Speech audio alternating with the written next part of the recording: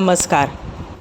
आपण अनेकदा ऐकतो की तोंडातून काढलेला शब्द कधीतरी खरा होतो किंवा दिवसातून एकदा तरी आपल्या जिभेवर सरस्वती बसते. पण तुम्ही कधी विचार केला आहे का की यामागे नक्की काय शास्त्र आहे? हो, आजकाल सोशल मीडियावर आणि अनेक पुस्तकांमध्ये याला लॉ ऑफ अट्रॅक्शन यानी आकर्षणाचा नियम म्हटलं जातं.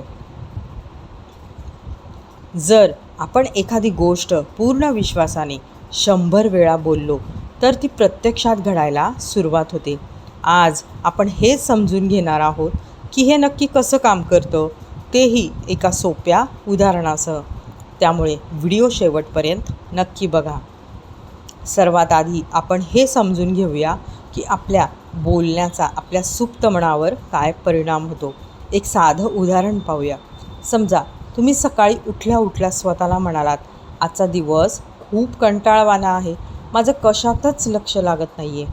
आणि हेच तुम्ही मनातल्या मनात किंवा तोंडानं पुन्हा पुन्हा बोलत राहिलात तर काय होतं, दुपारपर्यंत खरंच तुम्हाला थकवा जाणवू लागतो आणि तुमचा पूर्ण दिवस चिडचिड जातो. आता याच्या अगदी उलट विचार करा. समजा तुम्हाला गुलाबजाम खायची तीव्र इच्छा झाली आहे. तुम्ही मनात विचार केला, घरातल्यांशी बोललात की आज खूप छान गुलाबजाम खायला मिळणार आहेत. तुम्ही ते 100 वेळा नसेलही बोललात, पण तितक्या तीव्रतेने विचार केलात. संध्याकाळी अचानक तुमचे मिस्टर किंवा घरातलं कोणीतरी बाहेरून येताना गुलाबजामचा बॉक्स घेऊन येतं. असं तुमच्यासोबत कधी ना कधी नक्कीच घडलं असेल, बरोबर ना? याच गुपिताला लॉ ऑफ अट्रॅक्शन म्हणतात. जेव्हा आपण एखादी गोष्ट 100 वेळा बोलतो तेव्हा ती आपल्या सुप्त मनात इतकी घट्ट रुजते की आपलं मन हे ब्रह्मांड ती गोष्ट आपल्याकडे खेचून आणू लागतं. आता हा नियम वापरताना फक्त 3 सोप्या गोष्टी लक्षात ठेवायच्या आहेत. असं बोलू नका की माझं डोकं दुखू नये, कारण सुप्त मन नाही किंवा नये हा शब्द समजू शकत नाही. त्याऐवजी बोला, मी पूर्णपणे निरोगी आणि उत्साही आहे. जणू काही ती गोष्ट तुम्हाला आत्ताच मिळाली आहे अशा भाषेमध्ये बोला. रोज सकाळी उठल्यावर किंवा रात्री झोपण्यापूर्वी शांत बसा.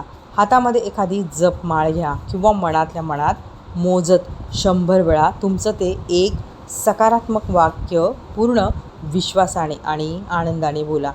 फक्त बोलायचं म्हणून बोलू नका, तर ते मिळाल्याचा आनंद चेहऱ्यावर दिसू द्या. शब्दांमध्ये प्रचंड ताकद असते. म्हणूनच आजपासून स्वतःबद्दल आणि आपल्या परिस्थितीबद्दल सकारात्मक बोलायला सुरुवात करा. तुमचं ते एक सकारात्मक वाक्य कोणतं आहे हे मला कमेंट करून नक्की सांगा. आजचा हा व्हिडिओ तुम्हाला आवडला असेल तर मनापासून एक लाईक करा.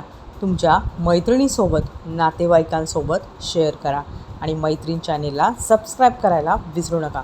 पुन्हा भेटूया अशाच एका सुंदर विषयासोबत. तोपर्यंत आनंदी राहा आणि सकारात्मक विचार करत राहा. धन्यवाद.